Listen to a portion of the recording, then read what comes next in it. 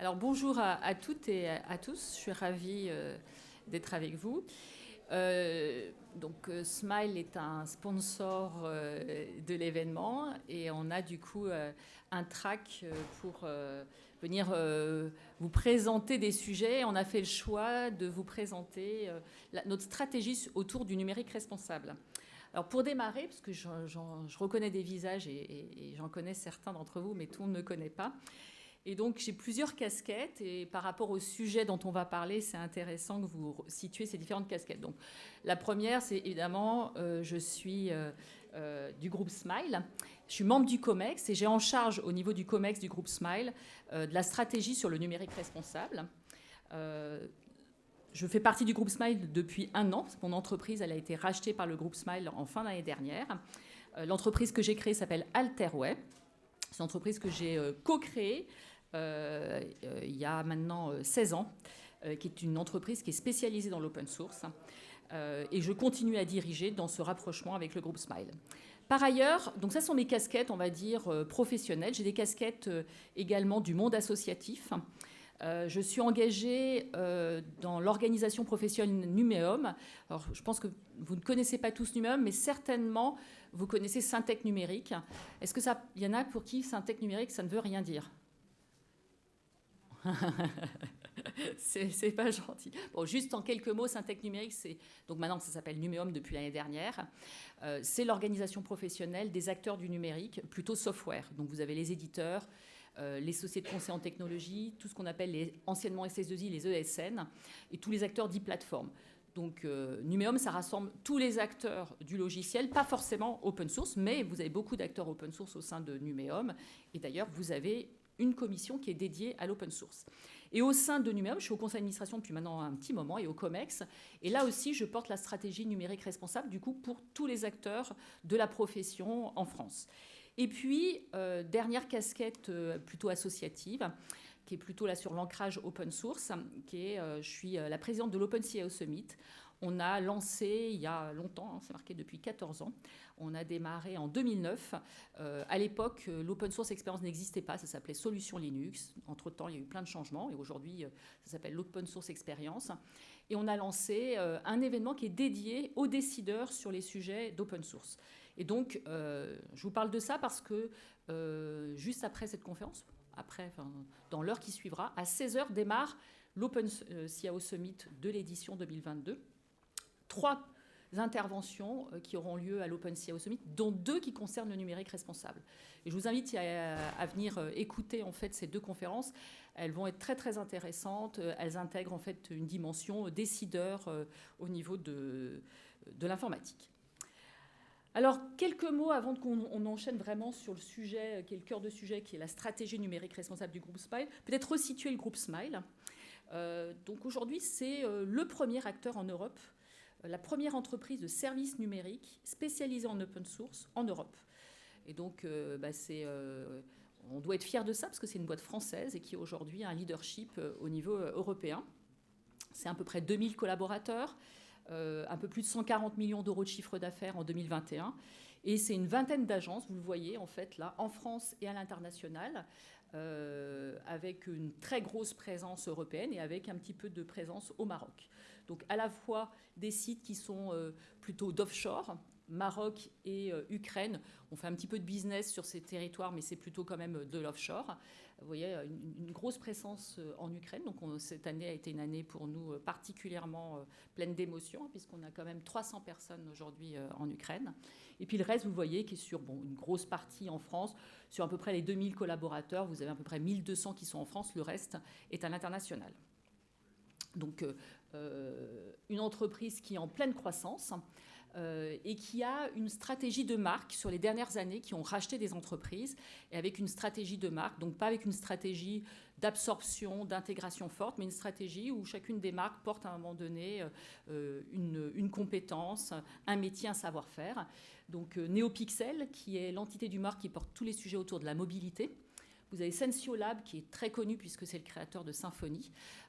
Donc vous avez Sensio qui fait partie aujourd'hui du groupe Smile.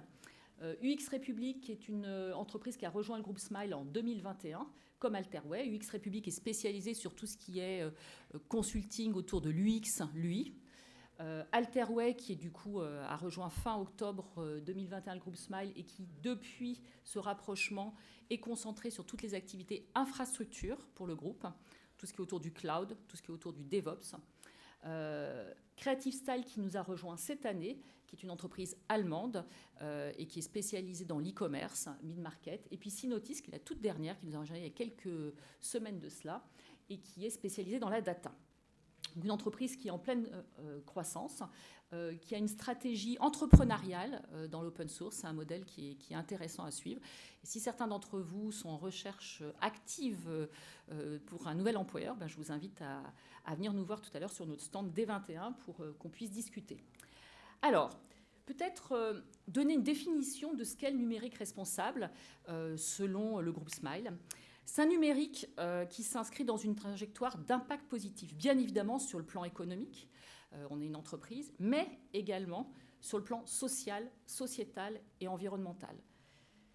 Social, sociétal et environnemental, social sur les sujets d'inclusion, de diversité, de formation, le sujet sociétal sur les sujets de confiance, l'éthique, l'autonomie stratégique, les sujets autour également de la sécurité, et enfin l'environnemental sur les sujets à la fois Green IT et IT for Green. C'est un numérique finalement qui arrive à concilier un développement économique et une trajectoire RSE des entreprises. Donc pour le groupe Smile, notre ambition et notre engagement, évidemment nous avons en premier lieu, c'est développer pour nous, en propre, une politique RSE qui est ambitieuse et concrète. Mais quand on parle de notre stratégie numérique responsable, c'est vraiment à un moment donné de dépasser notre propre stratégie RSE pour aller proposer à nos clients des services numériques qui vont intégrer en fait cette dimension de responsabilité. Et donc notre ambition, c'est d'accompagner nos clients sur des services numériques qui vont être bien évidemment innovants.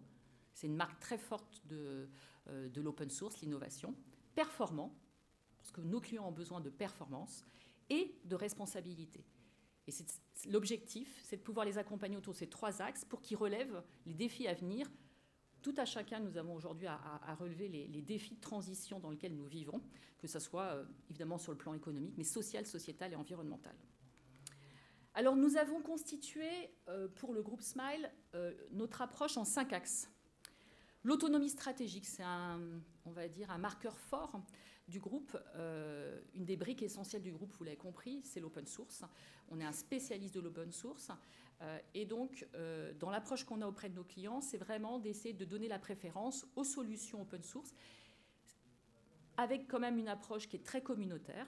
Vous savez que sur l'open source, vous avez différents types de modèles. Donc l'idée, c'est quand même essayer de favoriser des modèles qui sont ouverts aux communautés. Même si on a des partenariats avec des éditeurs, c'est aussi de valoriser les différentes communautés pour garantir les sujets de transparence, de pérennité, viabilité des services numériques proposés. Ça, c'est notre premier axe. Deuxième axe, c'est l'inclusion. Ça fait des années que nous travaillons autour du sujet de l'inclusion. Nous proposons des services numériques, notamment une grande part de notre activité dans le monde digital. Et donc là, ça fait depuis des années que nous avons développé notamment tout un savoir-faire autour de l'accessibilité numérique. Donc là, on traite sur les sujets, évidemment, d'handicap, mais aussi tous les sujets qui sont autour de l'inclusion, autour du monde de l'éducation. Troisième axe, l'environnement, évidemment. Ça, c'est un axe qui est développé depuis 2-3 ans assez fortement. Même s'il était inscrit dans nos gènes, ce n'était pas quelque chose qu'on avait fortement formalisé, alors que l'autonomie stratégique, l'inclusion, la sécurité étaient des axes qui étaient assez forts.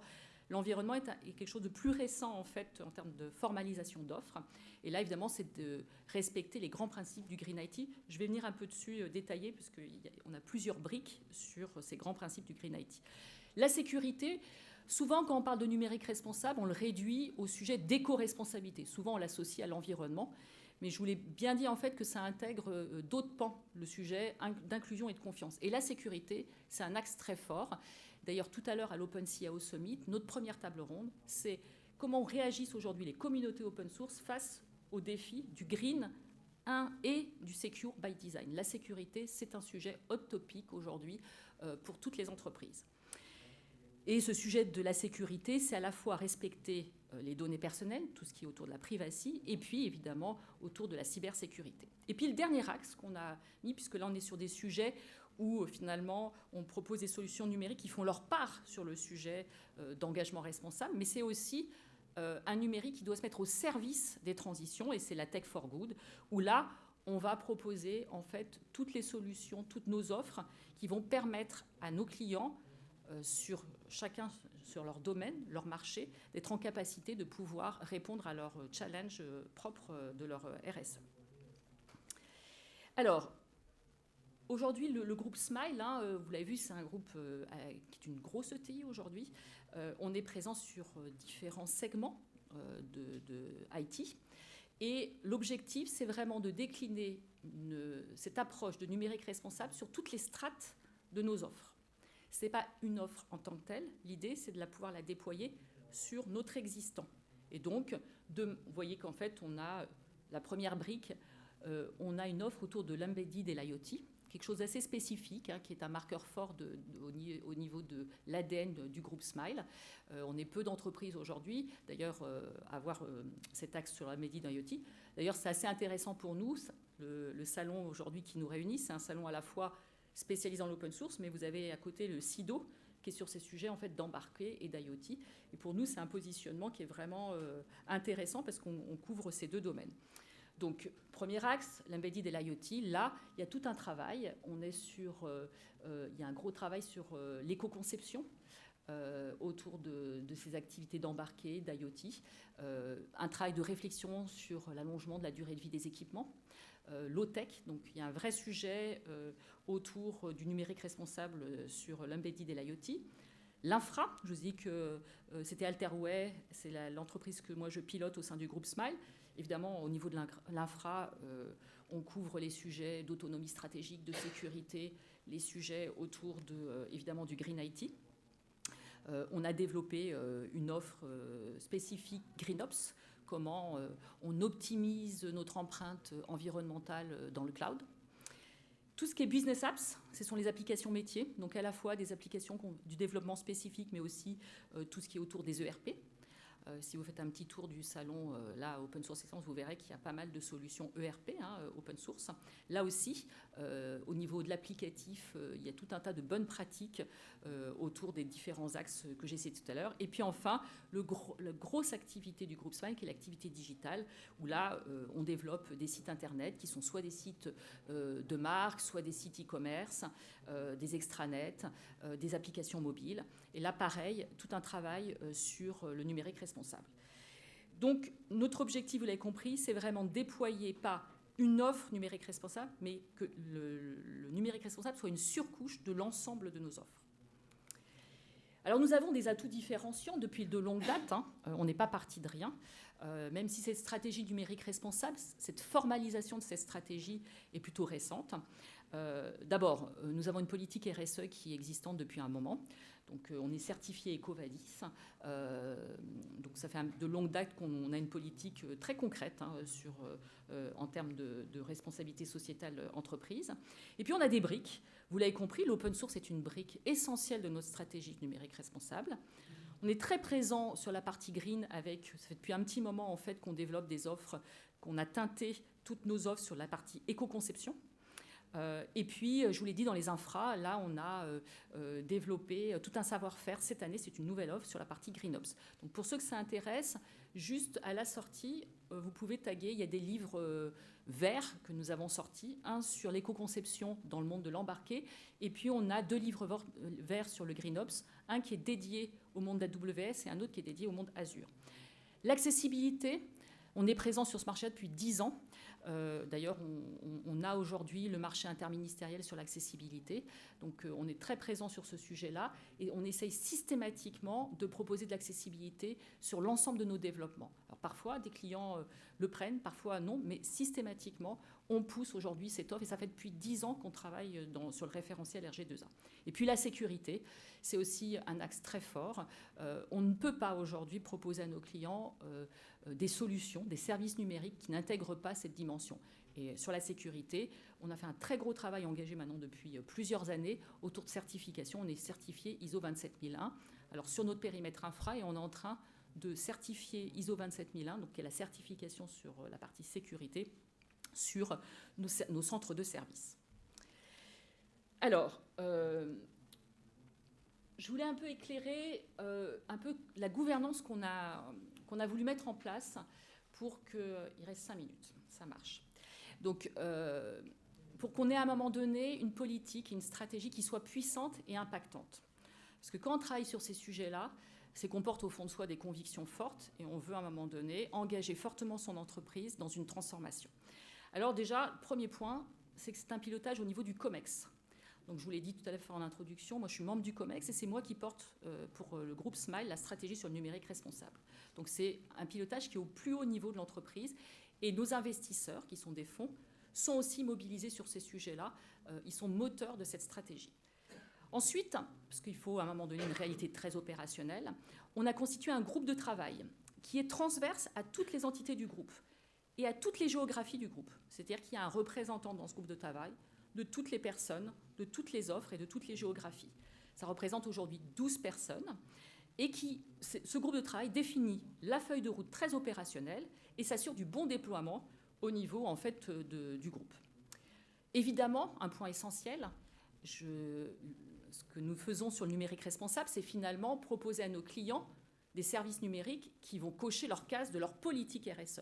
Mais évidemment, nous, on a notre propre politique RSE et on ne peut pas avoir des stratégies qui soient orthogonales, elles doivent être corrélées. Et donc, on a des coordinations très fortes avec le groupe de travail RSE du groupe Smile. Tout à l'heure, je vous l'ai expliqué, c'est vraiment très important pour nous. Ce n'est pas une offre en silo, mais c'est un déploiement qui doit en fait saupoudrer l'ensemble de nos offres. Donc, un déploiement sur toutes les entités du groupe. Et ce déploiement se fait dans un même momentum. Pas forcément avec la même profondeur, mais tout le monde se mobilise en même temps. Quand on parle d'offres, c'est bien de proposer en fait à nos clients des services numériques qui soient responsables, mais il faut former.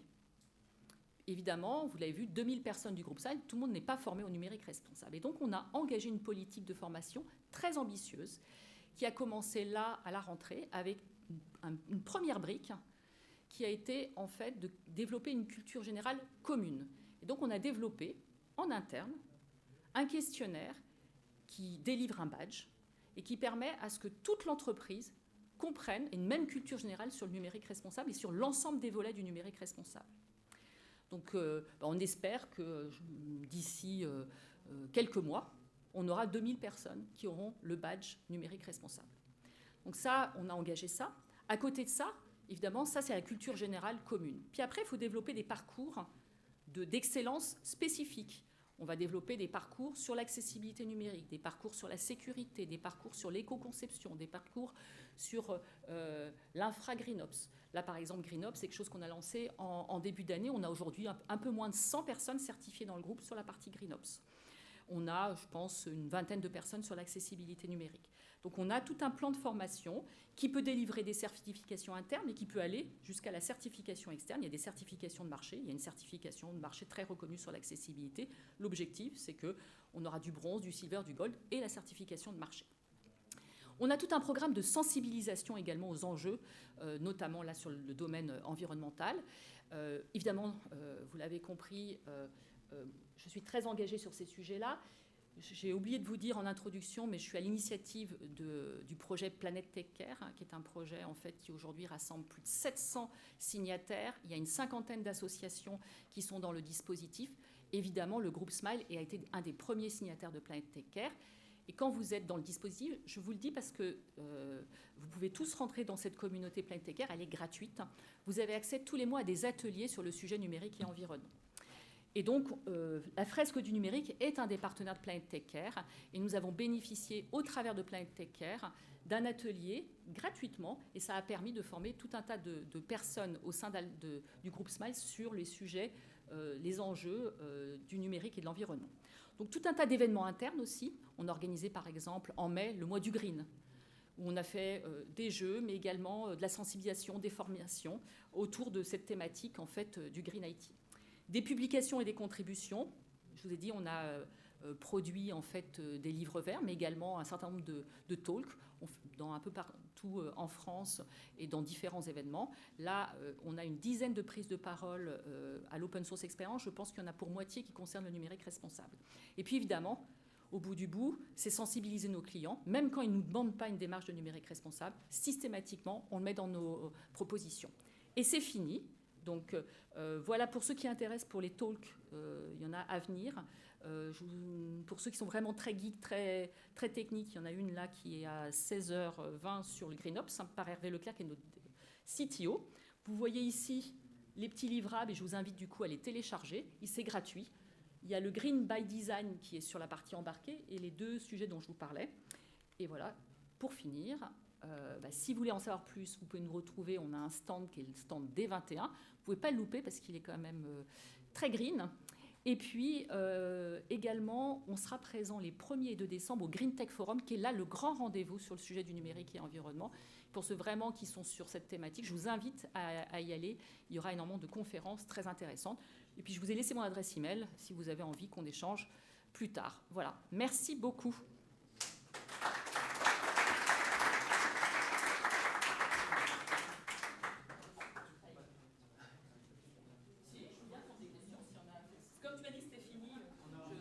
S'il y en a qui veulent poser des questions, c'est possible. Ouais.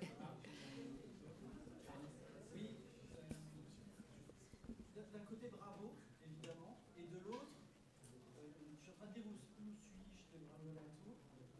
La question de l'encastrement de l'économie vue comme une infrastructure, là, c'est une structure rentable qui fait ce qu'elle peut, mais qui n'est pas en gouvernance démocratique, c'est-à-dire que l'économie reste comme une infra. Est-ce que ça vaut vraiment la peine de faire ces ateliers, ces badges, etc. Est-ce qu'il vaudrait pas mieux travailler directement au niveau de la gouvernance, pas comme le terme est utilisé là, la vraie gouvernance, c'est-à-dire comment on prend les décisions et comment on répartit la valeur, pour fabriquer une structure qui puisse remettre l'économie à sa juste place, c'est-à-dire comme un des paramètres, et pas comme le paramètre supra qui gouverne tout. Alors, peut-être qu'il existe des modèles alternatifs, comme vous décrivez, qui sont aussi à développer. Il se trouve qu'on est une entreprise d'une certaine taille qui est dans un modèle économique qui est installé. Et aujourd'hui, je pense qu'avec ce modèle tel qu'il est installé, je crois qu'on peut avoir un impact puissant avec cette stratégie.